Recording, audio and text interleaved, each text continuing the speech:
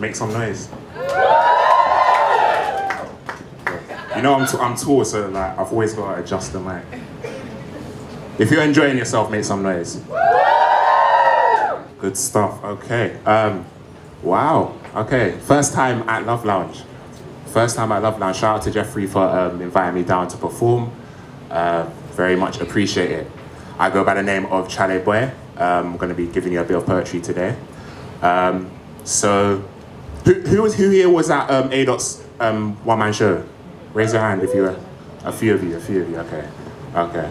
I was fortunate enough to perform at that, and I did a short piece at the start, so I'm going to do that again today. So it goes, even if you are blindfolded, from my voice, you know it's me. It's still poetry. The delivery is different, isn't royal mail, but my Savior Jesus Christ was a royal mail. Sent from his kingdom to profess his love that will never fail.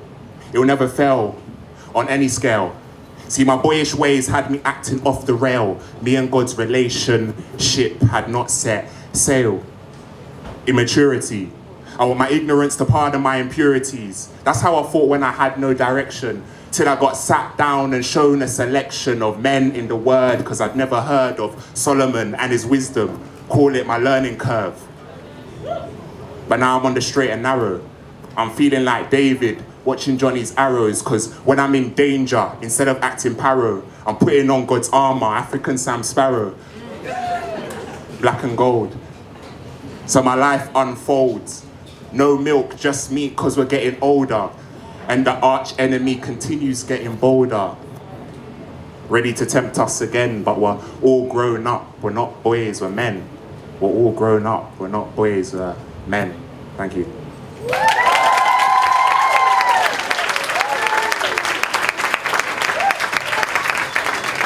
Cool. Yeah, oh, you're even cooking? Wow, okay, cool. That's cool. That's cool. I didn't have to tell you. That's cool. Okay, so obviously this is LoveLounge. Jeffrey asked me to do a piece on love. And, you know, if you've seen me perform before, you've probably heard this piece before. It's a signature piece.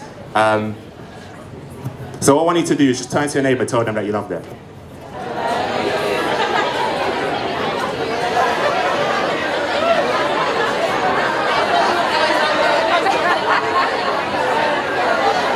Okay.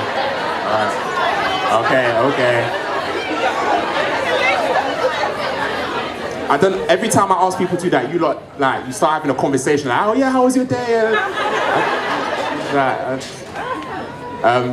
Okay, hands up. Who meant that? Who actually meant that?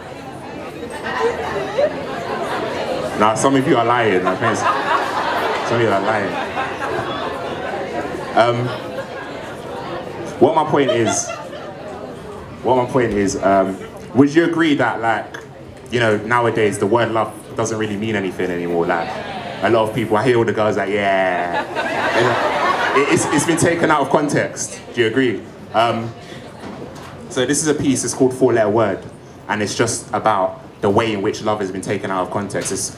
I had to do it because obviously it's linked to the whole LoveLounge thing, so if you agree with something, then feel free to click like you were doing before. Actors say it in the movies, and they say it in the soaps. Boys say it to their girlfriends to give them false hope.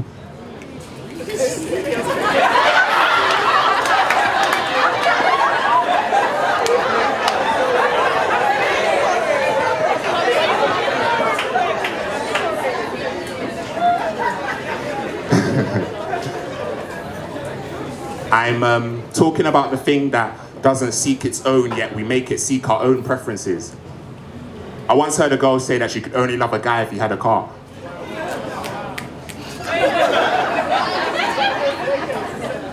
So she sits with materialism in the passenger seat and wonders why the relationship's engine is cold with no heat.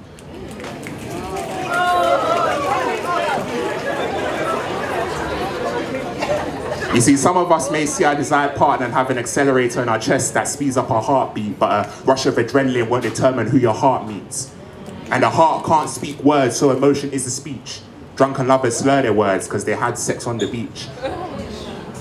And I'm not much of a drinker, but give me a pint of purity. Some of these girls want to spike my drink with their sexuality and call it that 4-letter word. Put the emotions into words and the words onto paper. I read a love letter. It was called The Songs of Solomon. Tell me if you can write better.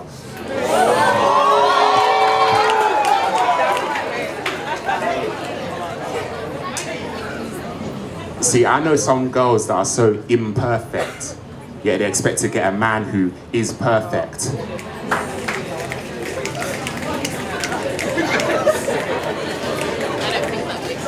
Something like agape. Something like agape. Their own flaws are so present like the last days. In the past, they were with the wrong man because they chose to go their heart's way instead of chasing Yahweh. Your spirit can't say anything about getting mistreated by him. Plus, I know guys that don't know deep emotion because they thought lust surpassed it all. So they choose to be players and treat love like basketball.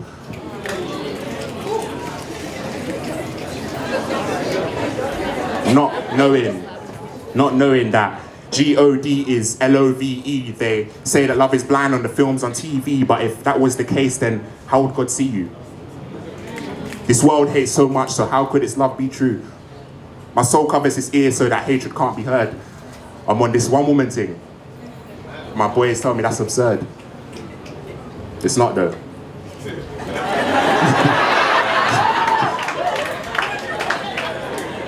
Once upon a time, a female earthquake left my world shaken, not stirred, and in her list of priorities, I didn't even come second or third. But with him, I can withstand the tremor. So patiently, I'll wait for God to bring to me the woman who will truthfully utter that 4-letter word. Thank you.